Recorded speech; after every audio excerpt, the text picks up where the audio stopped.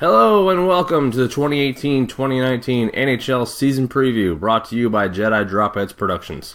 I'm your host Ryan Taylor, and in this episode we're going to be taking things over to the Western Conference and looking at the Pacific Division. As I've said in the other episodes, if you happen to be a regular Jedi Dropheads listener, this is not exactly what you're used to and is going to be purely hockey talk. If you're a hockey fan that found your way here, don't expect this from the rest of the channel, as we normally talk about comic books, video games, and other geeky stuff. And with that in mind, let's get into the first team. Going to go alphabetical order here, so first of all, we're going to be talking about the Anaheim Ducks. Now, the Ducks are a team I was a big fan of growing up, back when they were the Mighty Ducks. Was really big on the Paul Kariya, Teemu Selanne stuff, of course. Now, the current Ducks are a declining team. Their mainstays, Ryan Getzlaf and Corey Perry, they're getting up there in age. Not to say that they're old, but they're old for hockey.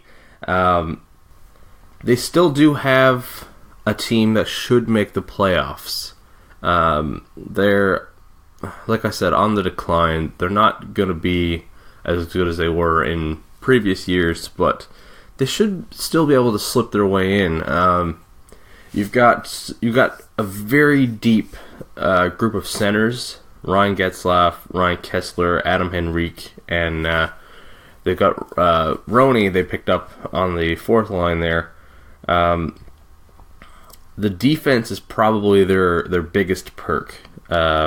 Even after giving up Sammy Vatanen and Shea Theodore, they still got Hampus Lindholm, Josh Manson, Cam Fowler, Brandon Montour. It's a pretty solid top four. Goaltending, also pretty solid. John Gibson is an elite goaltender.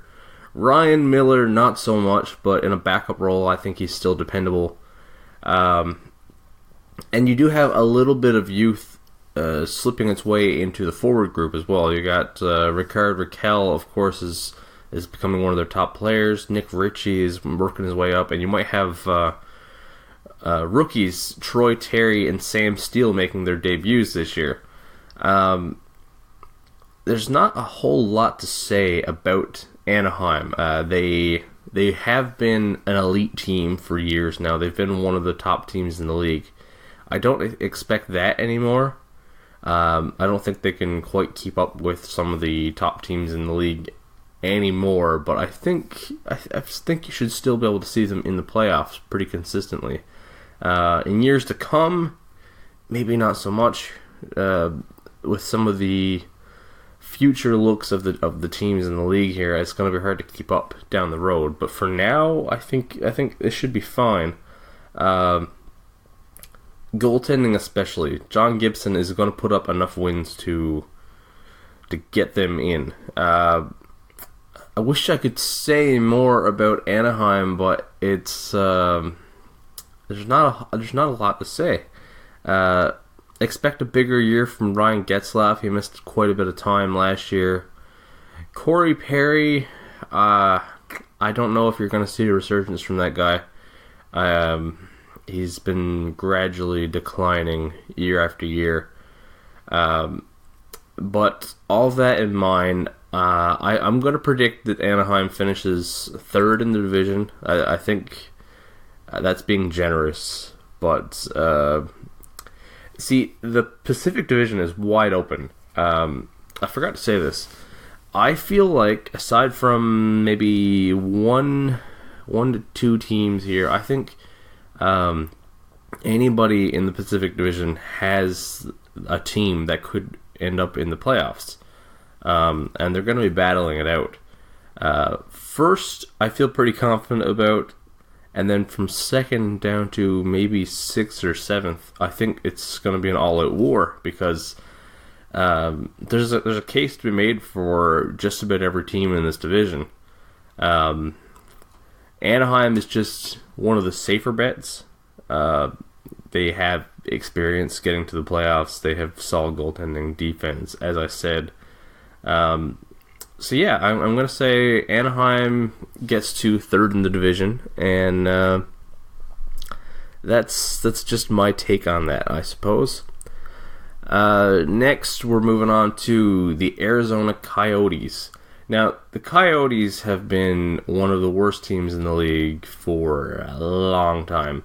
I wouldn't hold it against anyone if they're gonna assume Arizona is gonna be terrible again this year. I don't think that. I actually think this could be the year they start to turn it around. They're one of the teams I could imagine. I wouldn't be totally shocked if they found their way into the playoffs. That's not where I'm going to predict them falling now, but I think they should have a better team than they've had recently. So they're another team with that strong defense core. They've got Oliver Ekman-Larsson heading the charge there. Jason Demers, Jacob Chikrin, Nicholas Hjalmarsson, Alex Goligoski. It's a pretty good defense core. And the offense is led mostly by youth because you've got Christian Dvorak is returning. Clayton Keller was the rookie breakout from last year. And then you've got Lawson Krause and Dylan Strome probably finding solid places in that lineup. And Alex Galchenyuk coming over from Montreal. Overall, I feel like that offense core could work really well together. Plus, you've got guys like Derek Stepan heading that top six. So I think they could find a way to score some goals here. But my biggest thing with Arizona is the goaltending. Now, Antti Ranta, his first year with the team was last year, and he missed quite a bit of time, like a substantial amount of time, but he finished the season with a .930 save percentage, one of the highest in the league, and he did play enough time that it wasn't just a fluke. I feel like Ranta could actually put up those numbers for a full season. And if that's the case, with that defense, and if those young players can find a way to put the puck in the net, Arizona should be in good shape. It doesn't hurt at all that the last month of the previous season, they finished with 11 wins in their last 20 games, and 9th best in the league over that last month. They were one of the top 10 teams in the league. So Arizona can play at an elite level. It's just a matter of, can you keep it going for an entire season? So I'm not convinced that they can dominate the league immediately, that they can take that kind of step upwards, but just getting away from the bottom of the league would be a jump, because they're one of those teams that is always in the very, very bottom, and they need to move out of that. They need to get closer to a playoff spot. Some of these rookies who, like Dylan Strome comes to mind especially, if he can just get the wheels going, I feel like that would be a huge, huge help. And so, with all that, I'm going to say they finished 6th in the division. Short of a playoff spot, but still a leap up in terms of overall standings. They're actually going to be a little bit competitive, believe it or not. That's my take on it. Maybe I'll be totally off, but don't be surprised if Arizona actually has a good year for once. Moving along to the first Canadian team in the division, the Calgary Flames. Now, Calgary is another one of those teams. They kind of have been bouncing back and forth. They've had a good season, they've had a down season. They've had a good season. Last year was a down season, so if trends are to be followed, then this should be an up season for them. Major changes made in the offseason. I think overall they look like a better team, at least on paper. Dougie Hamilton is gone, unfortunately. And I won't get into the politics of why. That's a whole foolish, crazy thing. But now their top four, they have Mark Giordano, TJ Brody, Noah Hannafin, and Travis Hamonic. And I feel like that top four should work. You're going to see Brody move up with Giordano on the top pairing. And Hannafin and Hamonic, I could see those two working out together. The top six is the biggest improvement because they didn't really lose anybody here. Johnny Gaudreau, Sean Monahan, Matthew Tkachuk, and Michael Backlund are mainstays here. But now you have James Neal and Elias Lindholm coming in. And now the thing is that Gaudreau-Monahan line has been struggling to find a right winger that really fit. They've tried a few guys there. They've got options this season. You can try James Neal. That's the obvious choice at a power forward who can plant himself in front of the net alongside Gaudreau and Monahan. That makes a lot of sense. You've got young Elias Lindholm, who definitely has something to prove. He never really fully panned out or played to his full potential in Carolina. And then maybe you're going to take Matthew Tkachuk off the left wing and move him up to that top right wing spot, which could also work. I expect you're going to see those guys move around a little bit until something really clicks. But, I mean, someone's got to work there. And then the other three will, whoever doesn't fit in that spot is going to be playing on that second line with Michael Backlund, I would imagine. Mike Smith returning in goal. He is a great goalie, don't get me wrong, but he's getting of the age that his play could decline at any moment.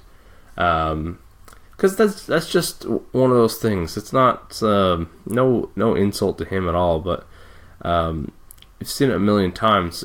Marty Brodeur comes to mind immediately, where one year they're great, and the next year the play just drops off because of the age that they're at and how long and how hard they've been pushing themselves. Mike Smith is a perfect example of that because the amount of shots he faced in Arizona were just unholy. So I could see that happening. I really hope he's got a few more years of great play left in him. But behind him, there's not really a lot. John Gillies is the backup. Maybe not immediately, but in the future, rookie Tyler Parsons is going to be hopefully a hot shot starter for Calgary. He looks excellent. I think they're going to make the playoffs with this team. The division is wide open, and I think that it's a perfect time for the team to break through, provided they get the at least average to above average goaltending from Mike Smith. So I'm going to predict that they finish fourth in the division, and slot into one of those wild card spots. It could be better. It could, if Mike stands on his head, then I mean they could be one of the top teams in the division, no problem. And then on the other side of that, maybe he falls apart and they come up short. But fourth is where I'm expecting it. Next, we have my personal favorite team, actually, the Edmonton Oilers. It's my team. Not a lot of hopefulness here with my team. I wish I could be more hopeful. I wish I could say that this is the year, but I don't really believe it. Yes, we have Connor McDavid. We have, in my opinion, the greatest hockey player in the world right now. But what's behind him, right? So I'm going to start on the back end and move my way up here. We've got Cam Talbot in net. I think Cam Talbot is an excellent elite goaltender, despite his numbers last year. I really do.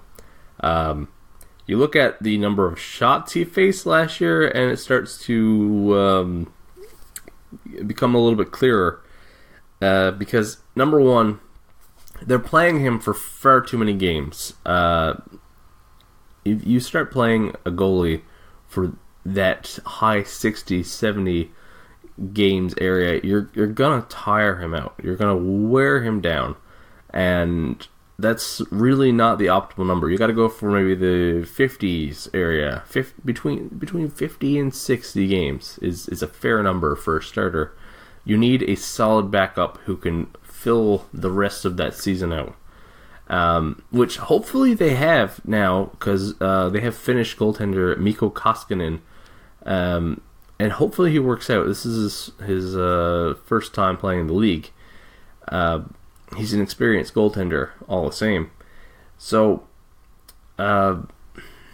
hopefully that works out, because I really do feel like Talbot is the guy. While some people don't think the same, I really do feel like Cam Talbot is the starter that they need. It's just the backup is the issue. Defense looks rough. I love Darnell Nurse, and I'm not really convinced on anybody else, because for starters, you've got Andrej Sekera, who he's great, but he's playing for too much money, and now he's injured. So you're gonna miss him. In the top four, you have Adam Larsson, Oscar Klefbom, and probably Matt Benning. Matt Benning is not a top four defenseman in my eyes. Klefbom has been, but has also been not at all the guy they need. Adam Larsson, of course, had some personal off-ice issues last year, so hopefully he can get his game back there. But altogether, like, the defense just kind of looks questionable in most places. It does not look like the defense group that this team needs, and doesn't look like the defense group that you need to A, support your starter in net, and B, be able to swiftly move the puck up to the greatest player in the world. It doesn't look like a great blue line. Forwards, well, obviously we've got McDavid and Draisaitl. Then it gets a little more questionable. Ryan Nugent-Hopkins is excellent. I think he is another mainstay on this team. He looked really good on McDavid's wing at the end of last season. They're probably going to start the year off with that same line: McDavid, Nugent-Hopkins, and Ty Rattie. I'm not convinced on Ty Rattie. I know a lot of people like him, but he has very, very little NHL experience, and I feel like there's a high possibility that block of games they played together and hit it off could have been a fluke, and he might not be able to recreate that. I hope he does. The Oilers fan in me really hopes that they can get that going and can work out some chemistry. But I'm not totally convinced. I don't quite understand why management didn't really make any changes in the offseason, because the team was terrible last year, and all they added was Tobias Rieder. Rieder could be good, sure, but you'd think you'd want to make a splash. You'd want to add something bigger, but I guess the last couple times they did that, they didn't make the smartest moves.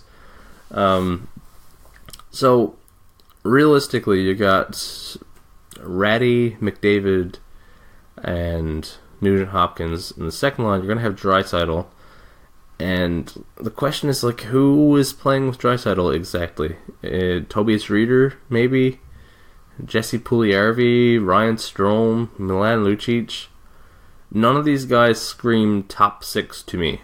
Lucic needs to pick up his speed, for starters. He needs to get his game together. He has been a top line forward in the past, but he doesn't seem like he has that anymore. Ryan Strome's never fully reached his potential. Jesse Puljujarvi has never fully adapted to the NHL game. And Rattie and Rieder, they scream more of a depth forward than anything to me. So I'm not hopeful with Edmonton. I want to be. And again, it is possible that they make the playoffs, but I feel like if they do, it is because McDavid is dragging his team through this season and just making the playoffs almost on an individual effort in the way that Taylor Hall and Nathan MacKinnon did last year. But if they really, really want to make the playoffs consistently and become an elite team and get a chance at the Cup, they're going to need to change this roster. I don't think this roster has it. I really, really want it to.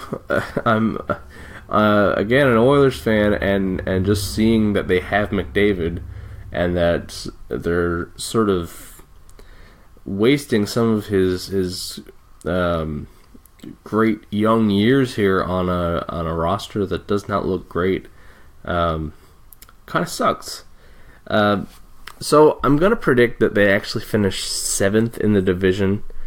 Could be higher based on just McDavid putting up unbelievable numbers, but I don't have high hopes here. Oh, and of course, I almost forgot with Edmonton, you do have the potential of some breakout rookies because defenseman Evan Bouchard and forward Kyer Yamamoto, one of these guys or both could make the team. They could be a breakout rookie. They could challenge for the Calder. It's hard to say. Bouchard looks good. And maybe if Bouchard has a breakout year, combine that with McDavid, maybe that top line works. Maybe they get things rolling. There is definitely potential for Edmonton to have a great year here if the things that they're banking on working actually work. Don't get me wrong, it's not an entirely lost cause. I'm keeping my expectations low because last season happened and I'd rather not be that disappointed again. So yeah, overall I hope it works, but I'm not banking on it. Next up we have the Los Angeles Kings. And oh, how the Kings have fallen from their throne. Last season didn't look great. The season before that didn't look great. I am not totally convinced that they're going to fully come back strong here. They could have a better year. That's kind of the theme of the Pacific Division, and that is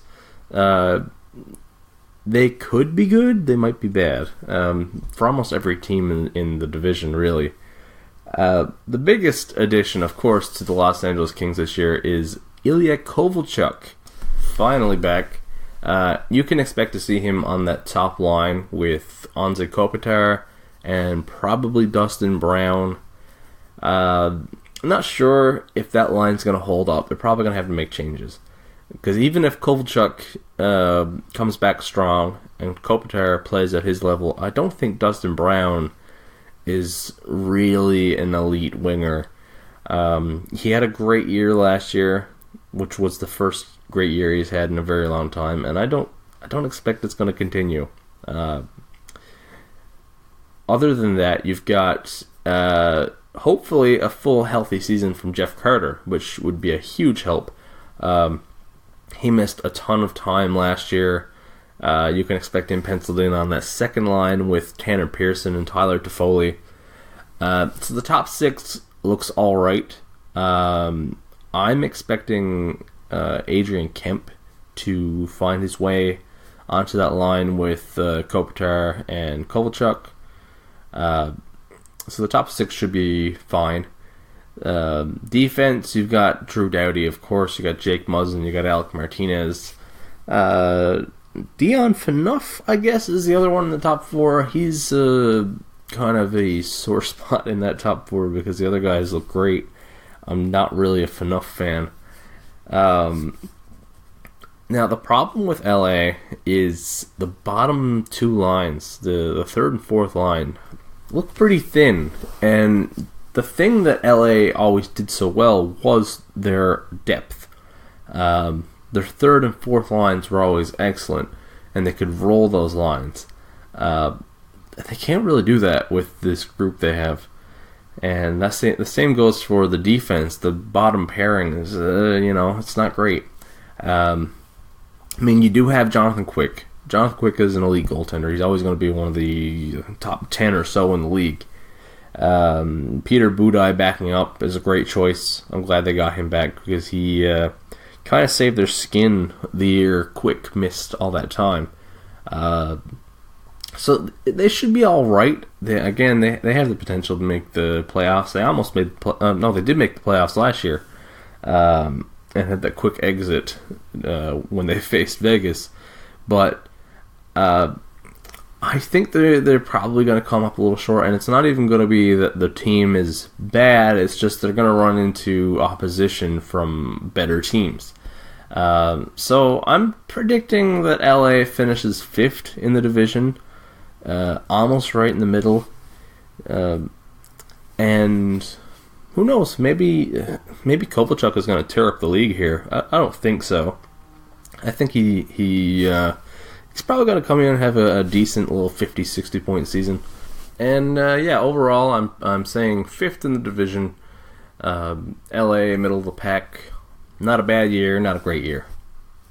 Next up, we have, I think, the most interesting and most exciting team to look at in the Pacific Division, the San Jose Sharks, because holy shit, it is the era of the super team.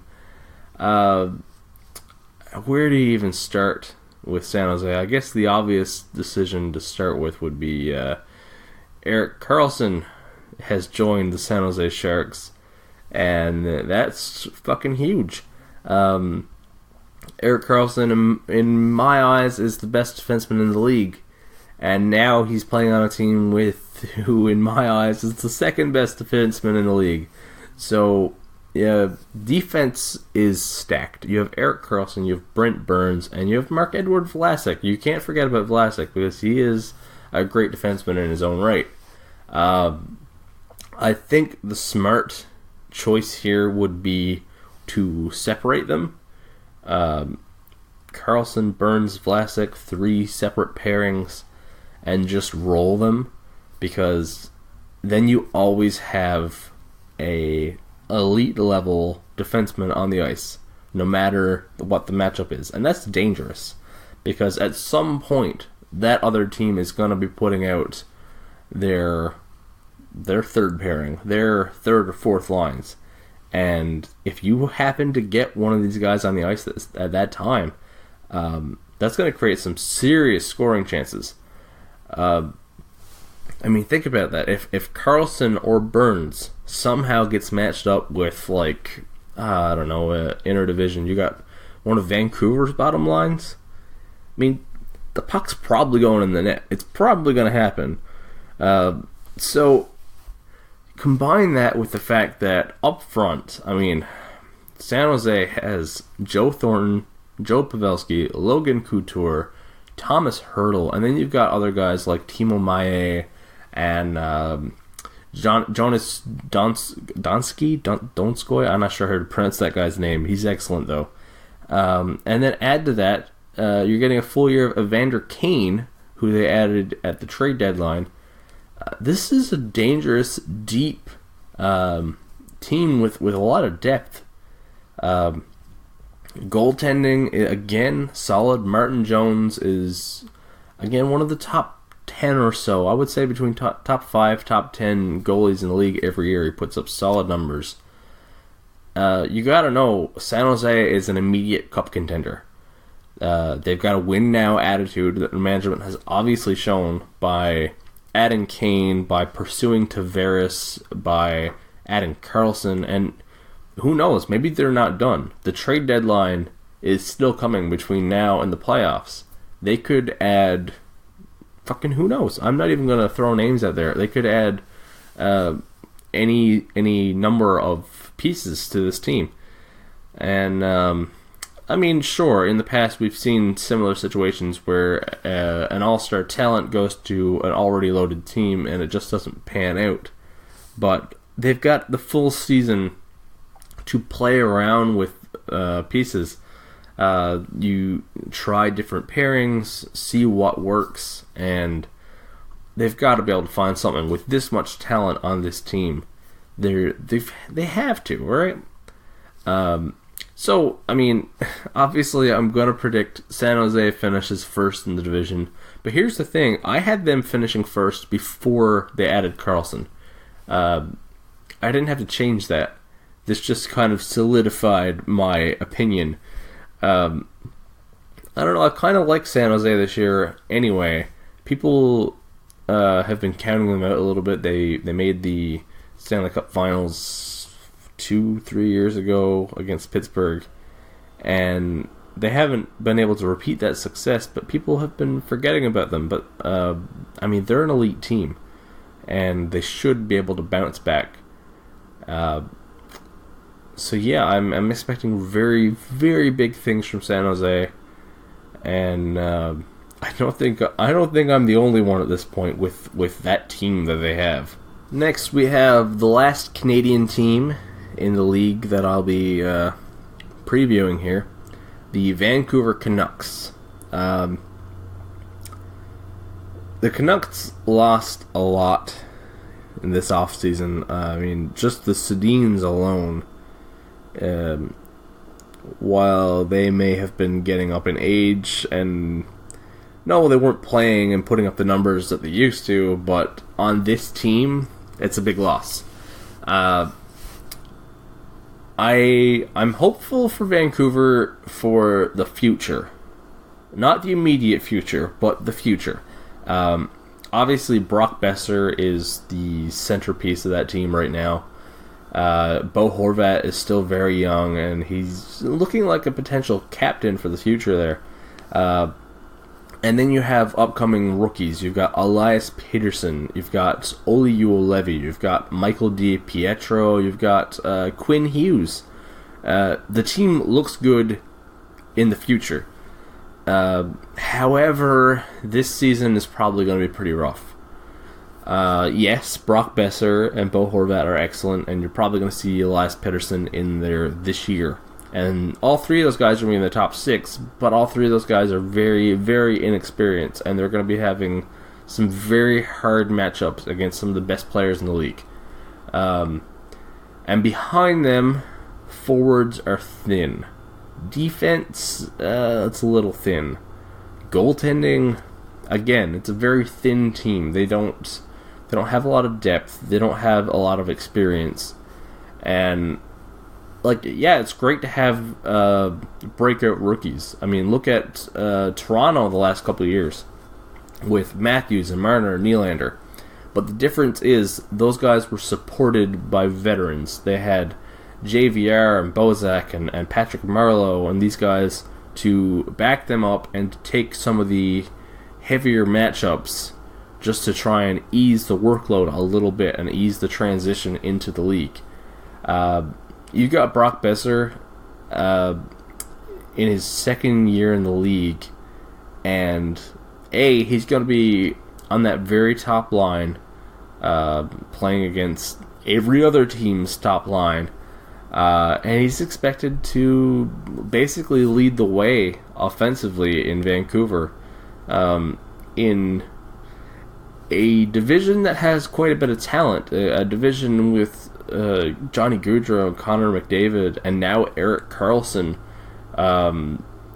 It's going to be tough. It's going to be a very tough year. Bo Horvat, same thing. He's expected to sort of be a big piece of the leadership here in Vancouver, and he's still a kid. So overall, I don't have high hopes for this season in Vancouver. I mean, maybe they could pull something together, but I really don't think so. This is going to be an uphill battle. And goaltending is questionable as well. Jacob Markstrom is the starter for now. Anders Nilsson could challenge him for that.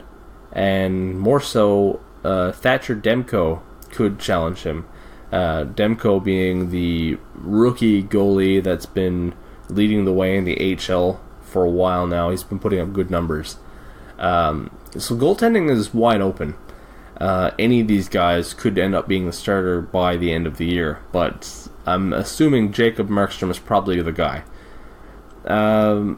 So I know Vancouver fans, you've got high expectations for these kids, but give it some time. Give it a few years. And in a few years, you're going to have more of these kids in the league, and they can be protected by guys like Horvat and Pesser, who are established in the league. And that's the way to do it. And I think Vancouver are on the right track. I think they're doing things the right way, but it's going to be hard for the next year or two, maybe 3. So, of course, I'm going to predict that they finish last in this division just because of all the other talent in this division and the hard matchups that they're going to get. But the future's bright, so it does look good eventually for Vancouver. Now for the last team in the division, and the most recent addition to the National Hockey League, the Vegas Golden Knights. And I'm not going to attempt too much to predict how Vegas is going to go, because that's been a futile effort so far since they've entered the league. Last year, I mean, we all said it. We all said, Vegas isn't going to be great. And then they were. Well, there's no way they can keep this up. And then they did. Well, I mean, there's no way they're actually going to make the playoffs. And they did. There's no way they can win a series, and they did. And they carried that unexpected energy all the way to the Cup final against Washington. So, I mean, I'm not sure if there's much point to really predicting what I expect here. I'll try and break it down like a regular team, but I don't know if Vegas is a regular team. They haven't proven to be so far. So obviously they're gonna try and build on an unbelievable expansion season, and I think they did the smart thing here, where with bringing in guys to support that cast. So they get to keep William Karlsson, Jonathan Marchessault, and Riley Smith together on the top line, but now to back those guys up, you have Max Pacioretty and Paul Stastny playing on your second line. Along with, I'm going to guess Alex Took is probably going to be there on that line with them. But that job is probably wide open as well. Hopefully, that combination, along with, I don't know, maybe healthy goaltending. Maybe not having to go down to your 4th and 5th goaltenders like you did last year. That should be enough to keep the spark going. Maybe a full year from Marc-Andre Fleury or Malcolm Subban, or both. Maybe if Fleury plays like he did in the playoffs, where he was just outstanding. I think the Vegas should be alright. I think the pros outweigh the cons. And the cons being, maybe that magic from last year is gone. Maybe now that they've had some success, they're not as motivated. I don't know. I'm not inside these guys' heads, but I feel like that should be able to keep the energy going. And Max Pacioretty, if nobody else on this team has anything left to prove, Max Pacioretty does. Absolutely, after all the shit in Montreal. The problem with Vegas is the defense. The defense doesn't look great. Doesn't look bad, but it doesn't look great either, because you have Nate Schmidt missing 20 games from his suspension, and in his place, the top 4 are going to be Braden McNabb, Colin Miller, Shea Theodore, and Derek Englund. McNabb and Theodore are probably the more solid defensemen there. It's not a great top 4. It's not bad. It's sort of going to be done by committee again. But Schmidt would be a nice help there on the blue line. So, I mean, if you're keeping track of the numbers, the only one left, I'm predicting Vegas finish second in the division.